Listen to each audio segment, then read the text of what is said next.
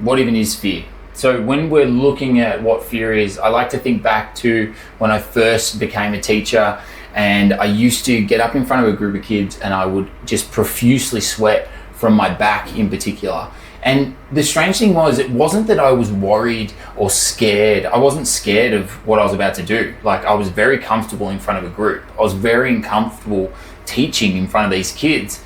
It was the physiological response that I had because my body felt like it was in danger. It felt like this is uncomfortable and I don't like it. And I think it's really important to be able to differentiate between discomfort and actual fear. So for the purpose of this video, we're going to look at what is fear as a whole. Now, the most simple explanation I can give, the best definition I like to tell my students, fear is the anticipation of something bad happening in the future. So the anticipation of something bad happening in the future, it means it actually doesn't even exist.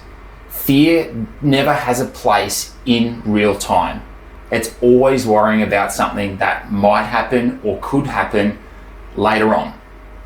Now, it's important to keep that in the back of your mind, because if fear doesn't ever actually exist, then the things we are fearful of also, therefore, don't exist. I like to make it super clear that way, because although fear is something that we feel, and worry and anticipation of stuff is something we feel, it never actually happens. And it is also important to note that our mind will always come up with the absolute worst case scenario for everything. And sometimes just even thinking about that and unpacking it a little bit, you can realize that yes, even if the absolute worst case scenario happened, it's not even that bad. Back in caveman days, fear served a really, really productive purpose, because if you weren't fearful of the tiger that was outside of the cave and you went out there and you got eaten, well, then it was all over. So physiologically and historically, our body used fear as a survival mechanism. But these days, I mean, especially in Western world, Australia, where I'm from, we live in such a safe environment where we are so protected from the things that fear was actually created for. We are getting these small little anxiety drips of fear every day, and it clouds what we actually see fear to be. And that's why we have a big issue with it. The biggest thing to think about is healthy fear versus unhealthy fear.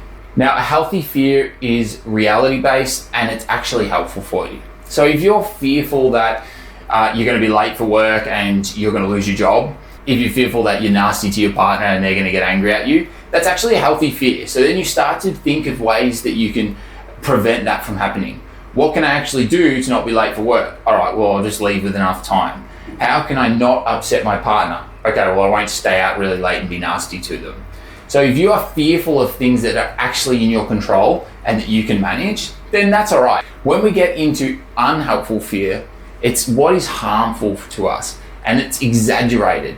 It's being fearful that, oh, there might be a tsunami coming because somewhere around the world a tsunami happened. Or if you watch the news and they just fearmonger everything is about fear because fear gets eyeballs. That is a harmful type of fear. That is not what you want to be focusing on. So it's important to be able to distinguish between the two. A healthy level of fear is something that you can actually have an impact on and make a difference with. A harmful level of fear is worrying about things that are absolutely out of your control and that you can't even change the outcome of. So you're absolutely wasting your time. Some of the common questions that people think of are, why do some people come across as so fearless? And I really love to talk to this one when I'm in class with my students, because it probably appears that a lot of the adults in their life are absolutely fearless, but all of us would know that as soon as you pull back the layers a little bit on someone's life, you actually see that there's a lot of fear in all of us. It shows up in different ways, but this front that we all show up with all the time is just because Instagram, social media, and any conversation you have that's surface level with someone makes it seem like everyone else has it all together. So we can't dare show that we don't.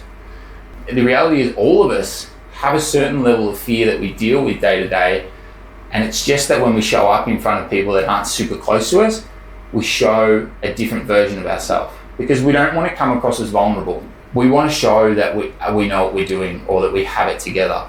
And then what you'll often find is the people you're closest to, you'll be more comfortable to show your fear with, and they'll also be vulnerable with you as well. Another question I get asked a lot is, can fear actually be a good thing?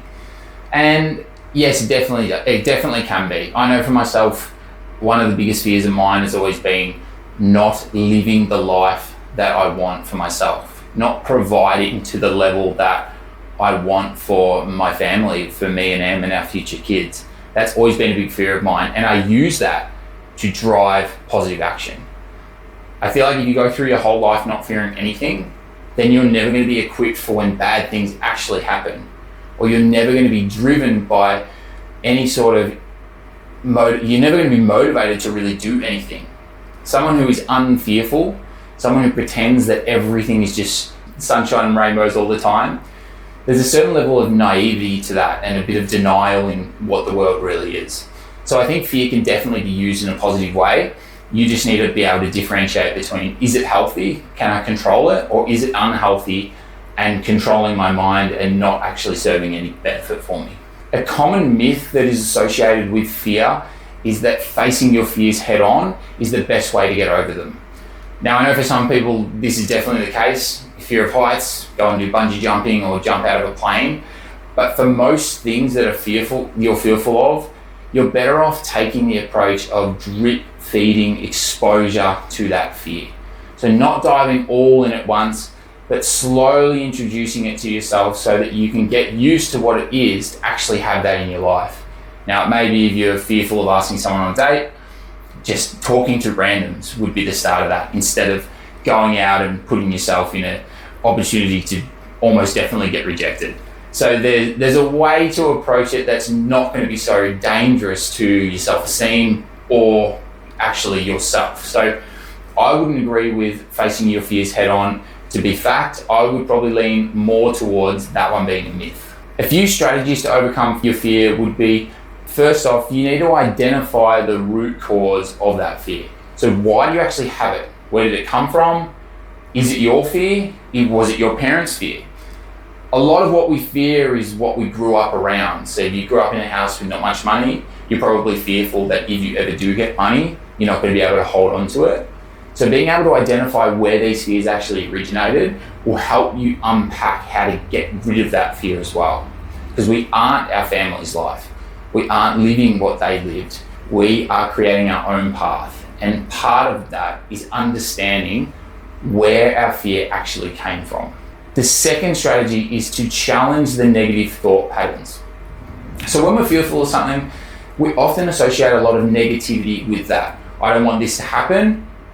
This is bad, this is bad, this is bad. And what happens there is we end up focusing on everything that is negative. When we challenge those negative thought patterns, we start to see the positivity that surrounds it. There's always positive in every situation. And by looking for the positive in what we're actually fearful of, we can start to unpack and say, okay, if this actually does happen, I can respond to it in this way. And that'll better prepare ourselves for this worst case scenario that never ever actually happens. And the final one that I think is really, really good is to practice relaxation techniques. Now, for some of you, that would be doing a meditation, turning down the lights, listening to soft music. For me, absolutely not. Mine is going for a run. I can be super, super stressed and then put on my running shoes and go for a run for an hour and feel $1,000,000 when I get back. And so part of this is understanding that although most people will say you need to slow down to calm down, we are all absolutely different. We are completely different people. And part of the journey is understanding what works best for you. Now, again, with the example with Em and I, Em likes to slow down. I like to go fast when I'm trying to relax. So understanding what coping mechanisms and what strategies you can put in place when fear inevitably comes across you is really important with helping you move forward and understand fear for what it actually is.